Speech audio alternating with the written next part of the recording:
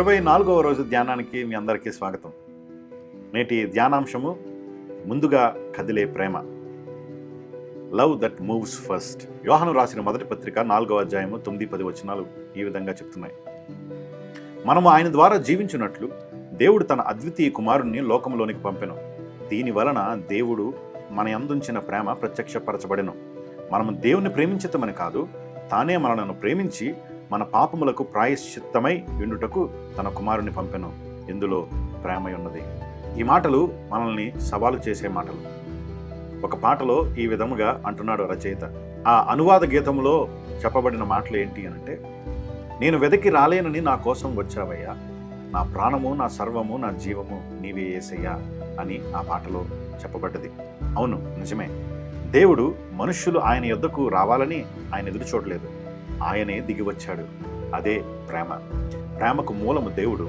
ఆయన నుంచే ప్రేమ ఉద్భవిస్తుంది. క్రీస్తు ఆ ప్రేమను ప్రత్యక్షముగా మనకు చూపించాడు. మరొక మాటలో చెప్పాలంటే ఆ ప్రేమకు ప్రతిరూపమే ప్రభువైన యేసుక్రీస్తు. ఆ ప్రేమ మన నుంచి ప్రతిస్పందనను కోరుకుంటుంది. మనం ఆయనను ప్రేమించాలనే స్పందన మొదటిదైతే, మనము ఆయనను ప్రేమించిన వారముగా, ఆయన ప్రేమను పొందుకున్న వారముగా, మనల్ని మనం ప్రేమించుకుంటున్న వారముగానే ఇతరులను ప్రేమించాలనే సత్యం అందులో ఉన్నది. ఈ క్రిస్మస్ ధ్యానంలో మనకు నేర్పించే తొలి అడుగు అదే. అదేంటి అనంటే, దేవుడే మనల్ని ప్రేమించడానికి మొదటి అడుగు వేశాడు.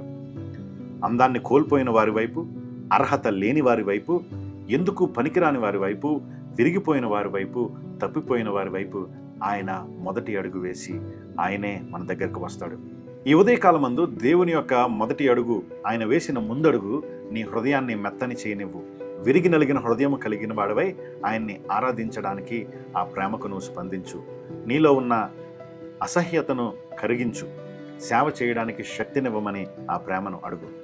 ఈరోజు మనము పొందుతున్న ప్రోత్సాహం ఏంటి అనంటే, ఆ పొందిన ప్రేమతో నీవు సేవ చేయి, ఆ పొందుకున్న ప్రేమతో ఆయనను ఆరాధించు. ఈరోజు క్రీస్తు ప్రేమను క్రియలలో చూపించు. ఈ మాటల్ని నాతో ఆలోచించండి. నీడల్లో పడిన మనసుకు వెలుగు చూపించదవు, ముందుగా నడిచిన ప్రేమ క్రీస్తువు. అర్హత లేని నన్ను ఆలింగనము చేసెదవు, అనంత దయతో నన్ను రక్షించదవు. ఆయన ప్రేమ నాలో ప్రవహించగా ఇతరులకు ప్రేమ చూపుట నా మార్గమాయ. దేవుడు ఈ ప్రేమలో మనందరినీ వర్ధిల్లజేయునుగాక. రేపటి ఆఖరి ధ్యానంలో మరల కలుసుకుందాం. అంతవరకు దేవుని కృప మీకు తోడై ఉండునుగాక. ఆమేన్.